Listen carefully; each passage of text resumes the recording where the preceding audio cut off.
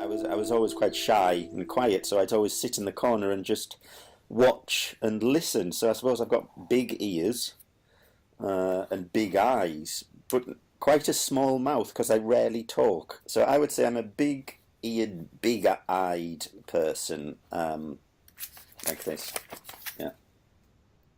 So I'm Dominic Wilcox, and I'm an artist and designer, and I spend all my time trying to think up innovative, surprising, thought-provoking ideas, and then I make them into real things or I draw them.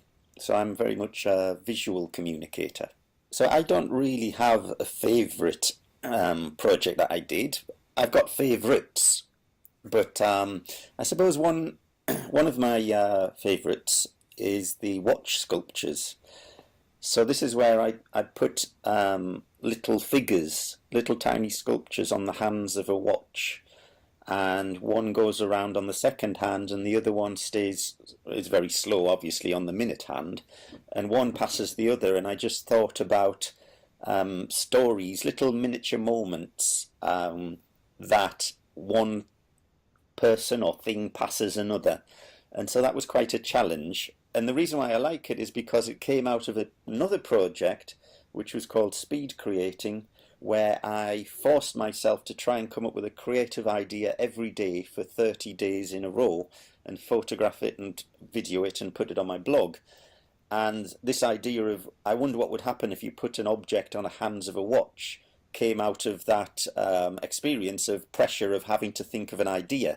And then about 7 months later, I took my time about it and did these watch sculptures. The thing I really like about inventing or inventive thinking is that it's a sort of challenge. Some people like doing crosswords, and I suppose I like connecting pieces of information and observations I've made together in new and surprising ways. I really like observing things, bringing things together in new, surprising ways, and then communicating them. So the actual communication of the ideas is important. Without that communication, then there's no conversation. I'm like having a visual conversation with people. That's what I quite like about inventing.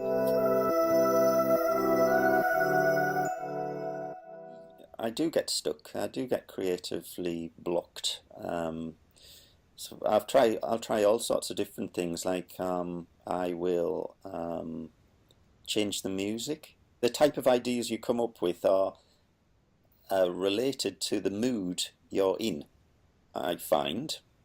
So you can change things by trying to change your mood. So if I'm playing Leonard Cohen songs, a lot of my ideas will come out as sort of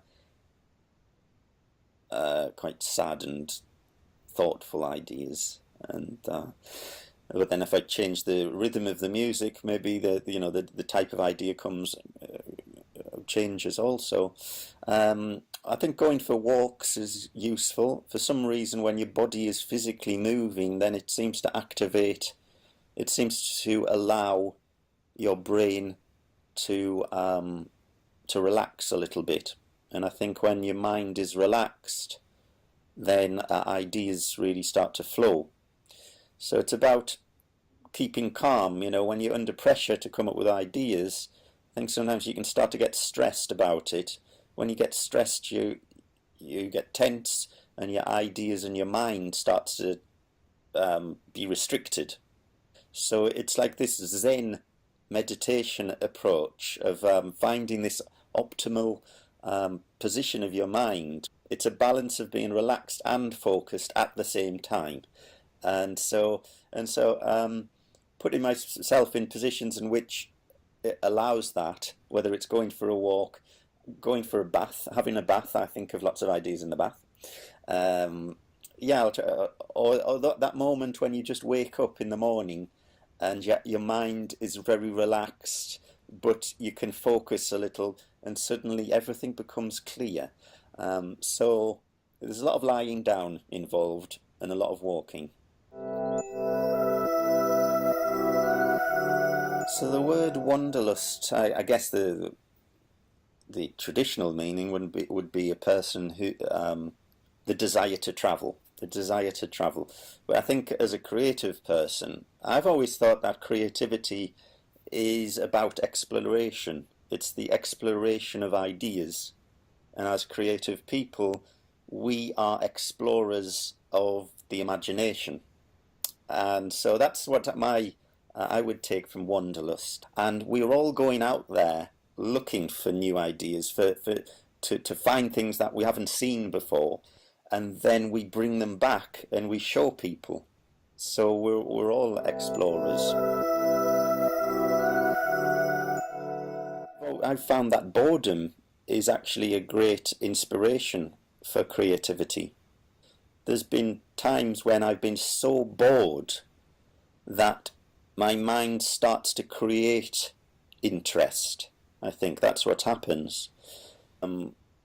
Sometimes it's difficult to be creative when you're overstimulated by lots of things. So if you watch television and the television program or movie has so many ideas and visual things going on that there's no real need for you yourself to be creative.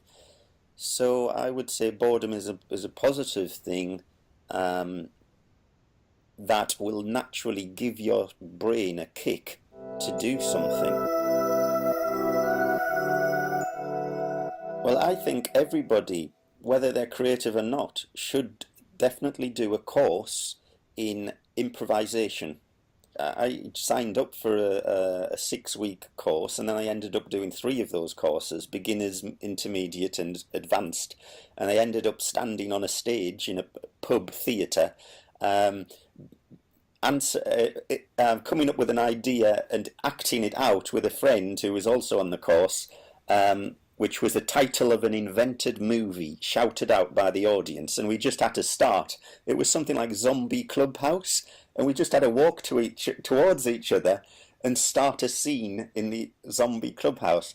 And what I think is great about improvisation is that it forces you to be in touch with your heart and your instincts rather than being very analytical, which I think can be a designer trait. So I would say everybody, it really makes you a better person. You start to not worry. You start to realize that nothing can go wrong. If you're doing a speech or something, what's the worst that can happen? Because if you've done those sort of improvisation activities, it's really a great exercise, and you realize nothing can go wrong, so you relax about everything. So that's one thing I'd recommend. Sign up for an improvisation course in your local area. In terms of a book, I got for Christmas about 2 Christmases ago. I ordered it. I ordered it from my parents. Now it's called. I've got. I wrote it down. It's called Codex Seraphinianus. Codex Seraphinianus, and it's by Luigi Serafini, and he is an Italian architect and designer, and it's this huge book, and it's like an encyclopedia, but it's completely fantastical, and the language written in it is a fantastical language, so you have to try to translate it. I think there is a code in the back. So it's like finding an encyclopedia from imaginary land, and all of the creatures and all of the plants and all of the objects are strange and unusual. And I think this is a fantastic book.